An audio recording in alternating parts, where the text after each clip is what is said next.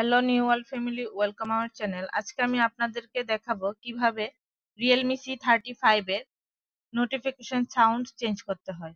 তার জন্য প্রথমে আপনারা আপনাদের মোবাইলে সেটিংস অপশনটা ওপেন করবেন। সেটিংস অপশনটা ওপেন করার পর এখান থেকে আপনারা স্ক্রল করে সাউন্ড অ্যান্ড ভাইব্রেশন নামে একটা অপশন খুঁজে বের করবেন। এই যে দেখুন, সাউন্ড অ্যান্ড ভাইব্রেশন অপশনটায় ক্লিক করে দিবেন। সাউন্ড অ্যান্ড ভাইব্রেশনে ক্লিক করার পর এখান থেকে আপনারা স্ক্রল করে নিচের দিকে ডিফল্ট নোটিফিকেশন সাউন্ড অপশন একটা অপশন দেখা যাচ্ছে, এই অপশনটা আপনারা ক্লিক করে দিবেন।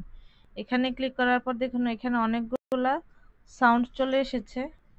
আপনারা এখান থেকে যে সাউন্ডটা দিতে চাচ্ছেন আপনারা সেই সাউন্ডটা এখান থেকে সিলেক্ট করে নেবেন। নিচের দিকে ওকে বাটনে ক্লিক করে দিবেন।